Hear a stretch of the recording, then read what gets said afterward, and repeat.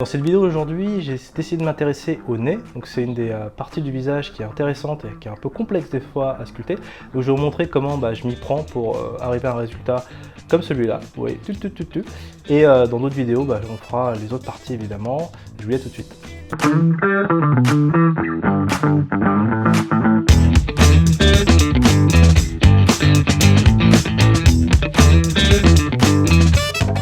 Juste avant de commencer, si vous aimez le contenu de ma chaîne, n'oubliez pas de liker la vidéo, de vous abonner et d'activer la cloche. Et on est parti pour le timelapse. Du coup, je commence sur mon cylindre par creuser la cavité orbitale et vous allez voir, pour sortir le nez, je m'embête vraiment pas, je prends le clay build-up, je commence à créer ma forme à peu près, voilà, je mets quelques grands coups et je vais utiliser l'outil Move pour sortir tout ça très facilement, vous voyez, et tout de suite j'ai une forme qui est intéressante. Je commence avec l'outil Move à dégager, donc j'ai quelques images de référence. Ce que j'aime bien faire, c'est que j'utilise l'outil Dame Standard très facilement. Je vais creuser tout de suite mes narines, donc comme ça j'ai déjà une forme qui est plutôt intéressante. Et là je vais pouvoir dégager les narines aussi. Voilà, je creuse, je mets un petit coup de masque et hop, ça y est, c'est parti, mon nez il est creusé. Et ensuite on peut commencer à partir sur l'étape d'affinage. Donc là j'aime bien mettre un petit coup de flatten sur le bord du nez pour vraiment avoir quelque chose de plus plat. Et ensuite je laisse parler mes photoréférences. Je vous conseille quand même d'avoir quelques notions d'anatomie sur le nez. C'est quand même plus pratique pour savoir en fait exactement ce que vous faites et si vous le sculptez de façon cohérente. De toute façon là à ce stade là vous pouvez y aller, hein. Vous pouvez ajouter, retirer, tant qu'on est en Dynamèche ça passe bien. Là par exemple je suis sur une résolution je crois à peu près de 120 et je vais passer ensuite, une fois que vraiment c'est au moment où je sens que les détails que j'ajoute sont vraiment j'arrive plus, vous voyez là par exemple j'ai vraiment pas beaucoup de polygones, quand je sens que mes détails je peux plus en ajouter suffisamment de bonne qualité, je vais monter en division, en qualité. Et donc voilà, je vais pouvoir creuser un peu mieux, donc là voilà, j'ajoute encore un petit peu de détails, et voilà, je vais pouvoir vraiment passer voilà, par les détails. J'ajoute toujours un petit peu dans le nez et j'ai un Dynamèche supérieur à tout à l'heure, ce qui me permet maintenant de pouvoir aller un peu plus dans les détails fins. Donc je commence à dessiner tout ce qu'il y a autour, à aplatir un petit peu certains endroits. Et donc tout ça je le fais avec le clay build-up. Je peux aussi utiliser l'outil standard des fois qui fait des miracles. Et Dame Standard aussi pour à chaque fois faire sortir. Là le nez vraiment doit ressortir, notamment les narines sont vraiment bien découpées, donc on peut y aller. Vous utilisez l'intensité, hein, vous n'êtes pas obligé d'être trop bourrin sur le Dame Standard, mais c'est pratique en ajout comme en suppression, ça fait vraiment des miracles. Donc voilà, je continue avec le Dame Standard, je rajoute un petit peu. Vous voyez, il faut mettre en fait généralement un petit coup de Dame Standard et ensuite on va lisser un petit peu pour simplement avoir l'impression, mais que ce soit pas trop marqué non plus. C'est ce qui est intéressant. Là pareil, je peux l'utiliser un petit peu pour creuser dans le nez. Voilà, je mets un petit coup de flatten ici au niveau du nez, parce que c'est vraiment aplati à cet endroit-là. Et je continue, j'étire les narines. Donc là généralement ce que je fais pour le nez, même si je suis content de la forme, c'est que je vais quand même à chaque fois regarder à gauche, au-dessous.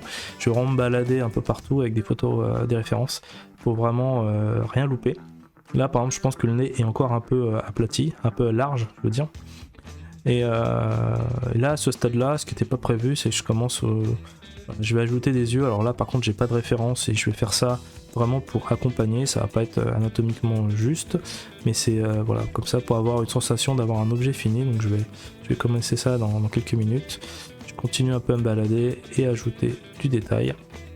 Et là c'est parti, je commence un peu à ajouter du détail sur mon crâne. Donc je trouvais ça sympa de garder cette forme de cylindre, mais quand même d'ajouter un petit peu de vie.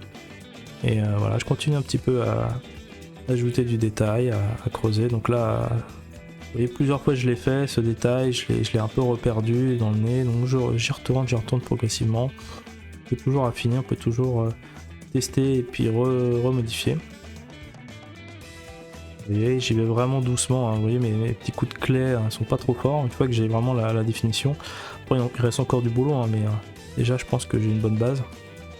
Et là on va partir sur... il y a plein de techniques pour faire les yeux. Voilà, là j'aime bien le faire artisanalement, c'est-à-dire un petit coup de Dame Standard, comme ça tout de suite ça me sépare. Donc vous voyez, en quelques ajouts j'ai tout de suite un œil qui apparaît. Et je m'embête pas plus, je ne vais pas lui donner forcément un regard, je vais simplement vouloir avoir du coup les yeux fermés, mais au moins ça va un petit peu donner vie, ça va donner vie à mon personnage, donc j'y vais tranquillement, voilà.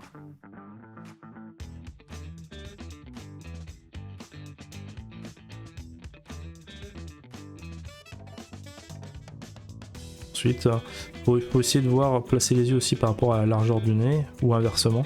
Après, je sais qu'il y a une largeur de un œil à peu près entre les deux yeux et que généralement la narine rentre déjà dans l'œil au niveau de la taille.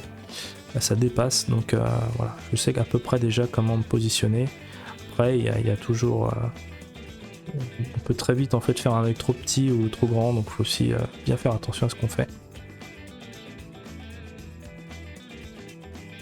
Voilà, déjà j'ai quelque chose de...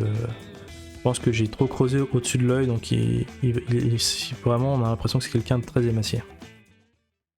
Et on se retrouve sur ZBrush, donc vous retrouverez le fichier final en téléchargement sur l'article associé, donc allez dans la description de la vidéo, et je vous mettrai le lien pour télécharger ce fichier, comme ça vous pourrez regarder un peu plus posément ce que j'ai fait. Donc voilà, vous avez en tout cas un nez pour vous exercer et pour le retravailler. Donc n'oubliez pas, ces géométries Dynamesh, activez-le. Vous voyez, je me suis arrêté à 216, ce qui était suffisant pour une qualité comme ça. Ensuite, pour éventuellement faire un Z-Remesher et le passer en subdivision. Vous avez d'ailleurs une vidéo à ce sujet sur ma chaîne. J'ai tout un tas de tutos ZBrush et notamment vous avez une vidéo qui vous explique comment passer du Dynamesh aux subdivisions. Donc si vous êtes dans ce cas-là, vous voulez par exemple, je sais pas, récupérer juste cela et ensuite ajouter du détail des pores de la peau, tout ça, vous pouvez le faire en faisant cette technique là. Et si vous souhaitez apprendre la sculpture 3D, évidemment j'ai la formation gratuite ZBrush qui vous permet de vous enseigner les différents points les plus importants de ZBrush, et comme ça vous pourrez démarrer de façon tranquille le logiciel. Vous aurez vraiment toutes les étapes qui vous sont montrées, donc vous avez de toute façon le descriptif à la fin, et c'est aussi dans le lien de la description, vous avez le lien pour vous inscrire à la formation. Et je vous dis à très vite. Et si suite à cette vidéo vous avez des questions, n'hésitez pas à commenter juste en dessous et à liker si vous avez apprécié la vidéo, ça sera super, ça va m'aider. En attendant, je vous invite également à vous inscrire à la formation gratuite ZBrush si vous êtes débutant et que vous souhaitez apprendre ce super logiciel, ou vous avez déjà essayé par le passé, que vous avez été un petit peu échaudé par le déplacement, par le côté un peu différent des autres logiciels 3D de ZBrush. Et ben sautez le pas, c'est ici, c'est dans le coin, vous pouvez vous inscrire directement et je vous accueille tout de suite pour 3 semaines de formation avec exercices pratiques. Et vous allez voir, au bout de 3 semaines, vous allez savoir faire des choses super sur ZBrush, promis, juré, craché.